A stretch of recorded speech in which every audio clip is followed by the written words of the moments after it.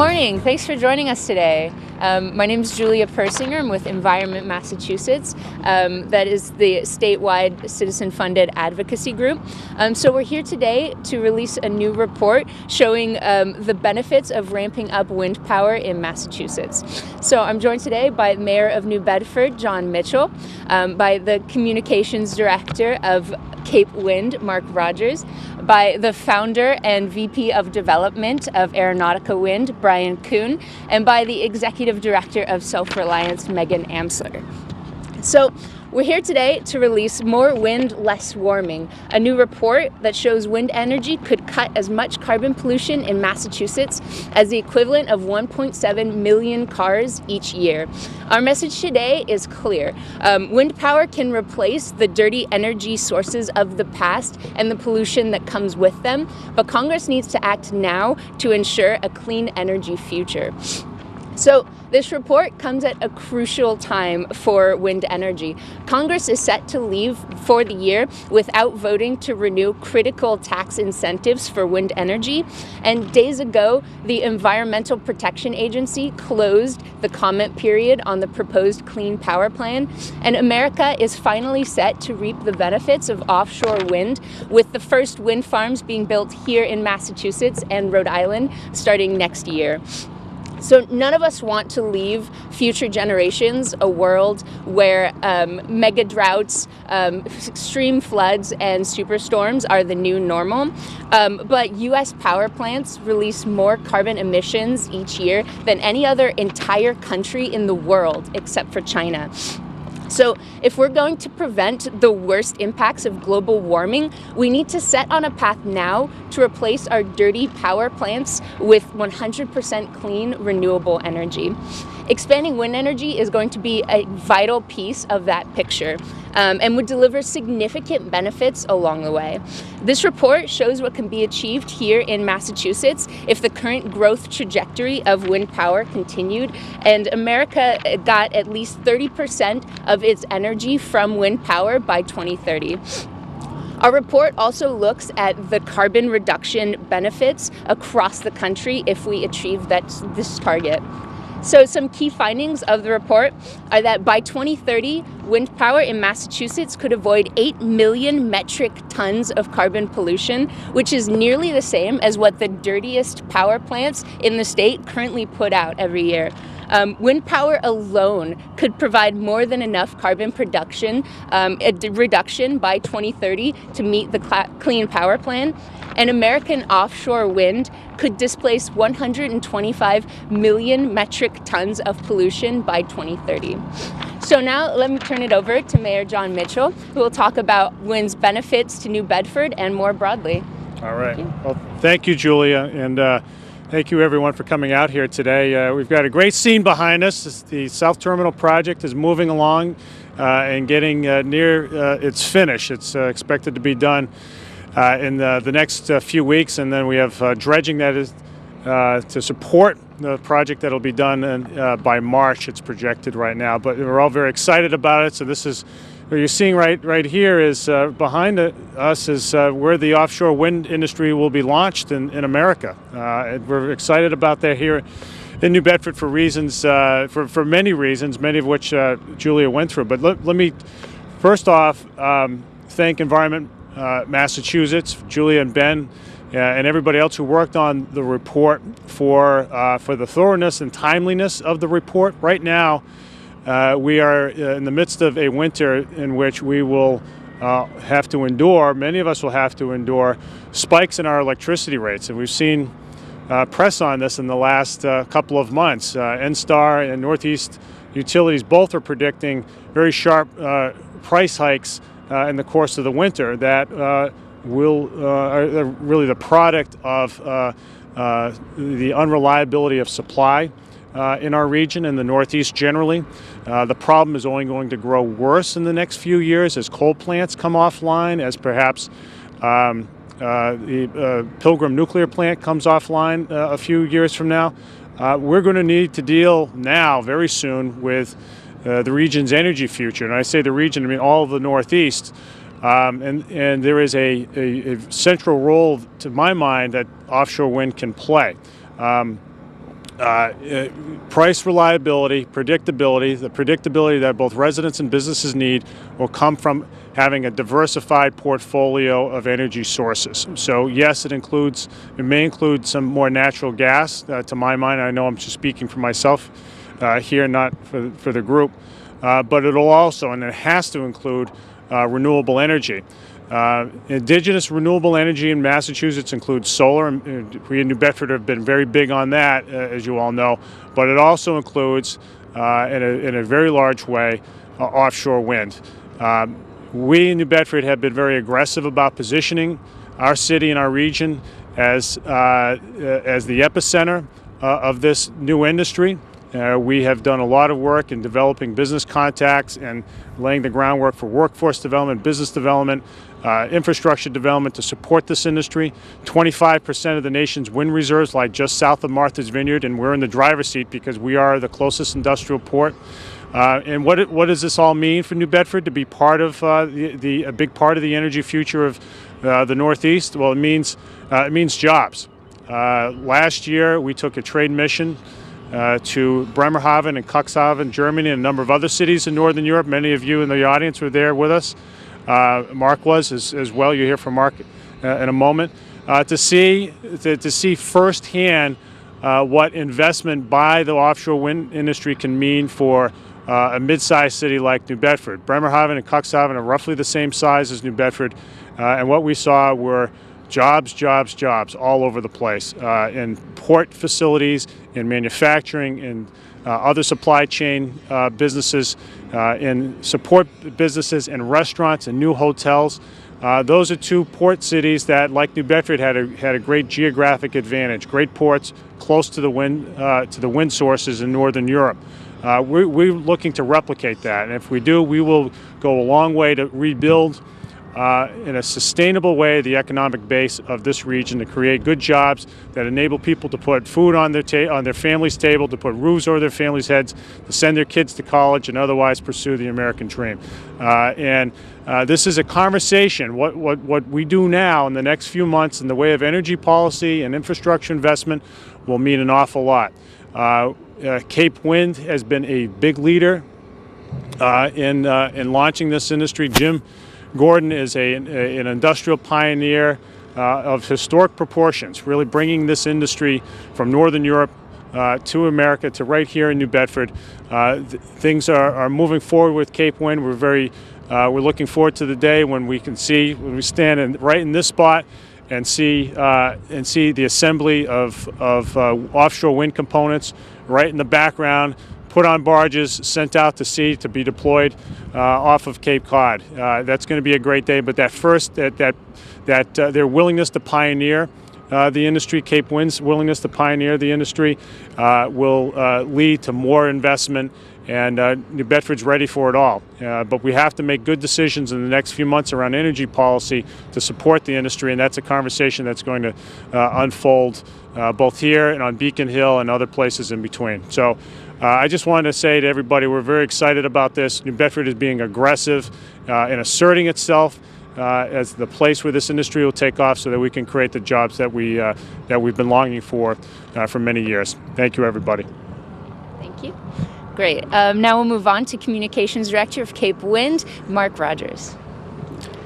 Thank you very much. Thank you for the leadership of Environment Massachusetts in doing this good work and in this report. I want to thank Mayor Mitchell and his administration for their leadership in working with the governor and leaders in the State House in positioning Massachusetts to really be a leader in offshore wind. As representing Cape Wind, I'm thrilled that we're now just a few months away instead of years away from start of construction, and where we're going to be able to, and that's really going to start not even in Nantucket Sound. It's going to start right here with the staging and assembly activities that are going to be taking place at this facility. So we're thrilled. We're ramping up for that.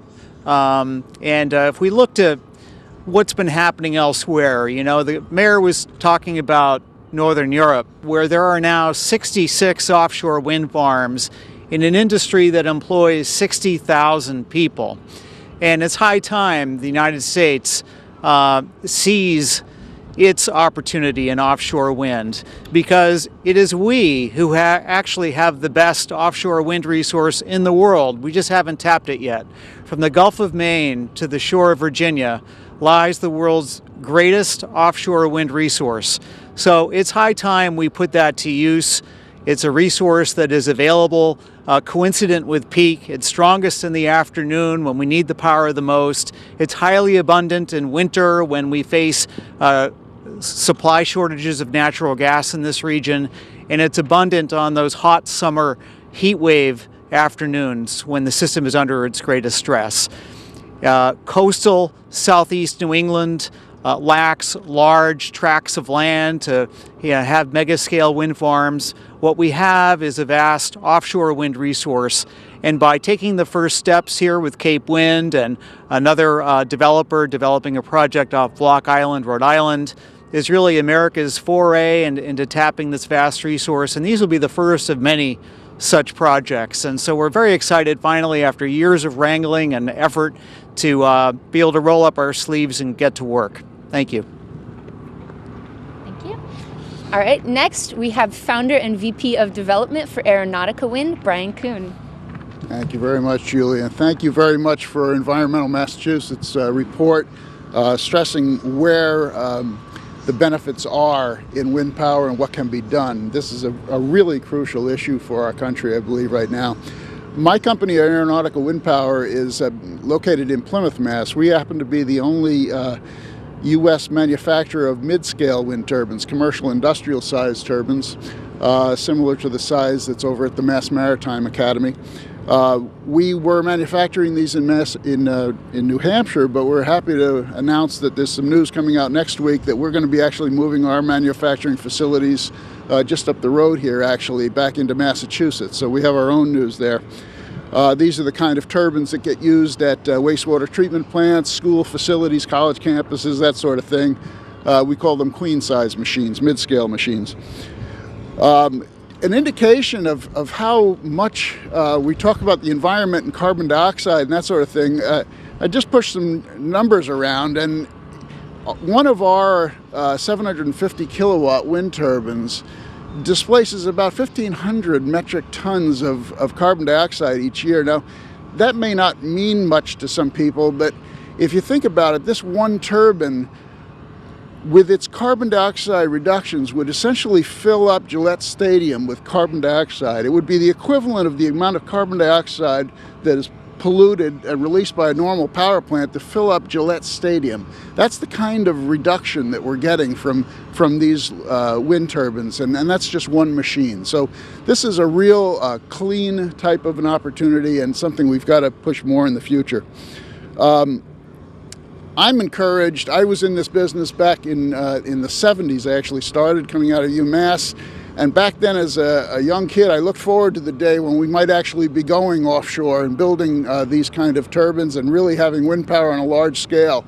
And now that we're starting to see some island nations around the world going completely green, we're starting to see countries like Germany going, 40% of their power, and some days this fall they were actually 100% renewable. States like California reaching 23% renewable. This can be done. We can do this. We're well on our way to do it. It's an exciting time for the state, for the city here. We're proud to be part of it, and we look forward to what's coming up. Thank you. Great. And finally, we'll wrap up with Megan Amsler, Executive Director of Self-Reliance. Thank you, Julia. Thank you, Ben. Thanks to Environment Massachusetts for putting out their report and all their efforts on lots of renewable energy and climate change issues. I am here to just talk a little bit about workforce training and to follow up with what Mayor Mitchell was saying about the abundant job piece of the offshore wind industry and what that role plays for our region. I would say that one of the dangers that we face as we are in this position of about to reach out and do the first construction of the project for Cape Wind and for deep water is that if we don't have a trained workforce here, we're not going to have any Americans on these jobs. And one of the things that I've been working on for the last 6 years is to establish a training program that will actually make sure that we have Americans that are technically trained as well as very well trained for health and safety requirements that the European standards require. Any manufacturer, any contractor that's coming in to do the work, they have very specific standards that need to be met. And we want to make sure that Americans are prepared and are ready to step foot on these vessels and say, yep, we can do these jobs. And we can say, yes, we have Americans at work. And that is really important because while we only have 2 projects on the boards at this moment, there are many other projects that will be coming down the line. We know that in January 2015, the next area of mutual interest for 4, I think, gigawatts of wind. Is that what it, guys remember? I think it's around 4 gigawatts for offshore, the next piece. So that's really exciting. That, of course, will take a few years, but we need to make sure that we have people trained and to keep these jobs in our local economy. It's incredibly important. So I'm really happy to be part of this, and I'm very excited to work with folks that are interested in becoming part of that workforce and actually getting out there and doing the work. Thanks so much. Thank you. Thank you to all of our speakers. So to wrap up, speeding the development of pollution-free wind energy will slow global warming. Senator Markey has long been a champion of clean energy, saying just today that good clean energy policy is good climate policy, and helps us to be the leader in developing the technologies that power our economy and protect our environment. So others in the Senate should follow Senator Markey's lead and invest now in a healthy air and a healthy planet. So if anyone has any questions. Mayor, when will the terminal be completed and when will it be occupied? So the terminal is scheduled to be completed, Jim, in December. So we're in December now, so we're talking a matter of weeks from now. As you can see, I mean, they're more or less topping things off right now. You're seeing the fill that will be just underneath the asphalt. And part of the project, of course, is dredging the harbor. That harbor to a channel of 300 feet wide to a depth of 29 feet, running all the way up to roughly the state pier where there will be a turning basin, and then back out the harbor gate out to the outer harbor. That'll take the next roughly 4 months to be completed. And then in terms of occupation, I mean, as Mark said, it's a matter of months at this point, as opposed to something longer. And Mr. Rogers, what sort of workforce do you initially plan to have here? Well, we and our contractors will be doing staging and assembly operations at the facility. So that will start with the foundations, monopiles, and transition pieces. And so in 2015, that's primarily most of the work that's going to be happening here. So. And we are going to be putting a lot of Americans to work on the construction and build out of this project. And so we're going to be working with, as I said, with our contractors and also with the Maritime Trades Council of Greater Boston and in New England. What about folks from New Bedford? Well, we're certainly going to be looking for every opportunity for people with the skills needed in New Bedford to be able to be part of that, and we've emphasized that point with our partners as well. Will that be part of an agreement you have with your partners? It's something we'd like to do. There's no hard and fast agreement or requirement, but we certainly would like to see local participation. When do you think you'll have this terminal in full swing? The mayor said there's going to be several months here. Yeah, certainly later this year. We're in the final stages of project financing right now. We have a few more weeks to go on that. And at that point, we'll be able to roll out our construction schedule. But I can tell you now, we are completely confident that the facility, including the channel, will be ready for in time for our use. There's really no question about that. Thank you. I have a question, if you don't mind.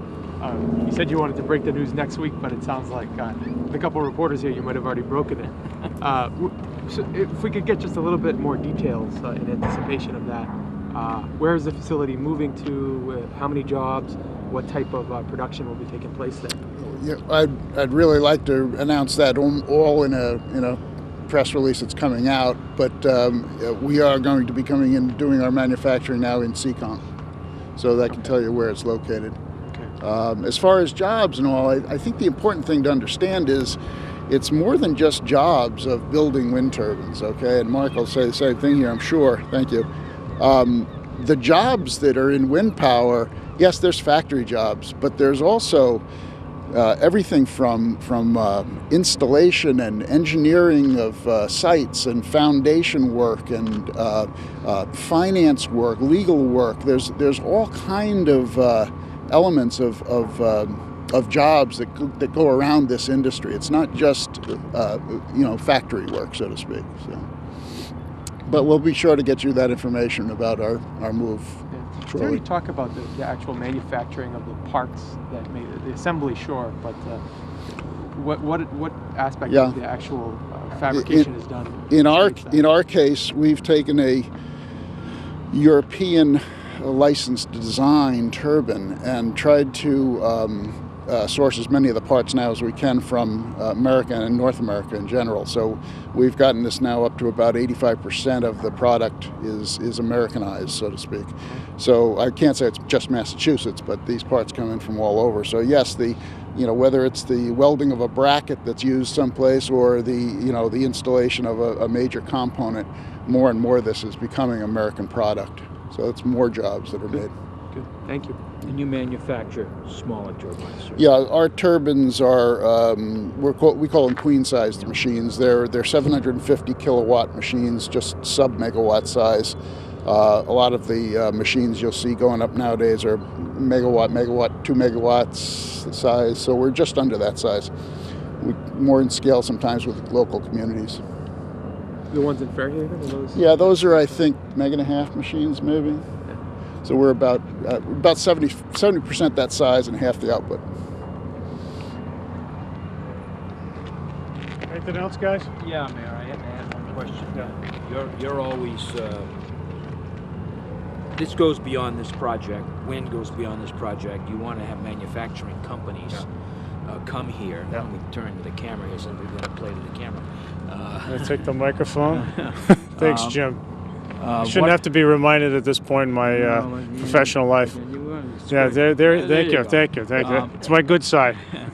Mayor, what about getting these companies here? You're going to need some help with that. Yeah. So, as we've seen in Europe is that the supply chain tends to set up in port because the components of offshore windmills are so large that they can't readily be transported over land. And that's why, right now we've launched, with the help of some federal money, a thorough land use planning process, and the folks who are here are heading it up, Ed Washburn and Derek Santos and others, so that we can figure out, where along the waterfront we might be able to put a factory, and how, the establishment of a major employer on the waterfront will affect other parts of our waterfront business. We're obviously we're a port that has many successful industries. We want to make sure that they all succeed in tandem. But getting the supply chain here is not just a question of good land use planning. It's also a question of good workforce development, as we've discussed in this press conference.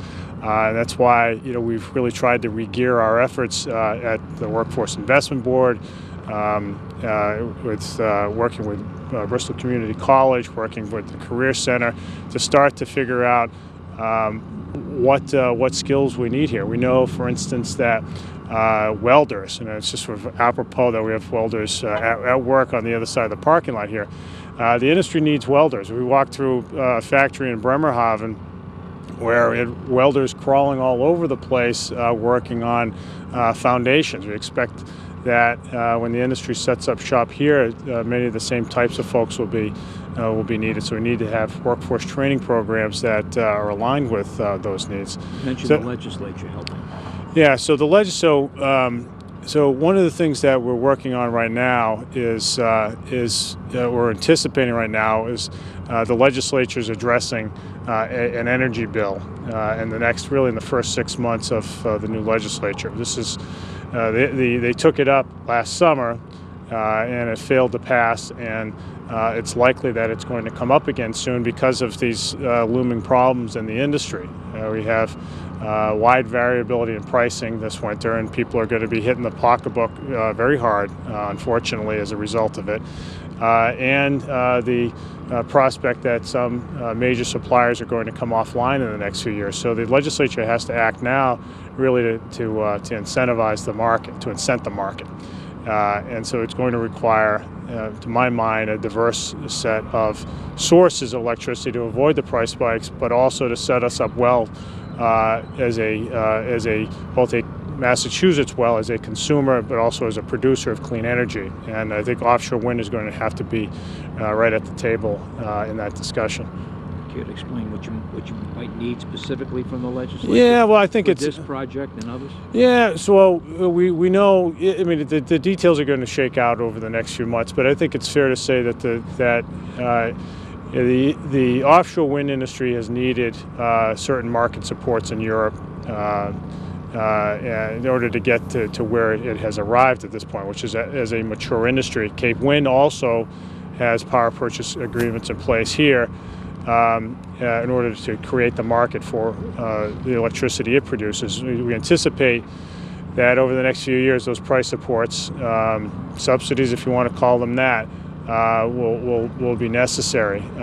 It's really what we're really looking forward to in the next few years are really for prices to start to come down. We've seen in the Midwest, for instance, that onshore wind now produces electricity at rates that are almost at par with fossil fuel sources. So I think that in the long run, with the richness of the wind resource off our coast, as Mark described, that we're going to see some real productivity once the industry gets fully formed. Thank you, Mayor. All right. Thanks, guys. Thank you, everybody.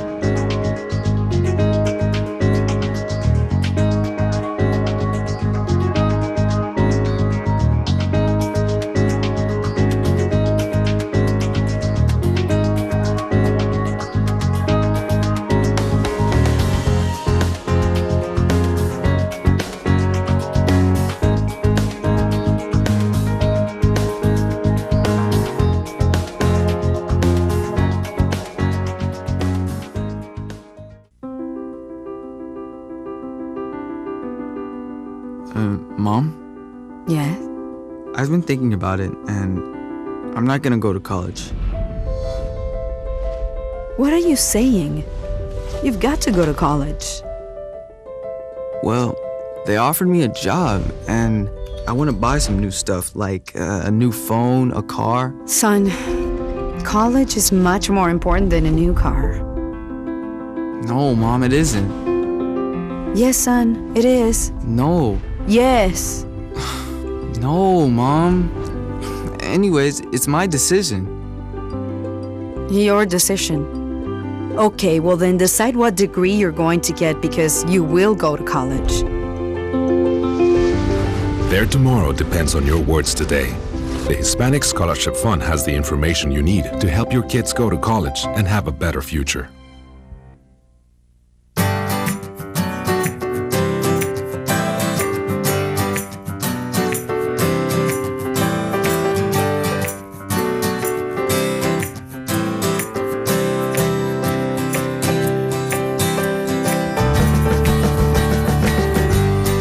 Real men know that getting tested is the way to take care of their families. That's why real men wear gowns. For a list of the tests you need, go to ahrq.gov.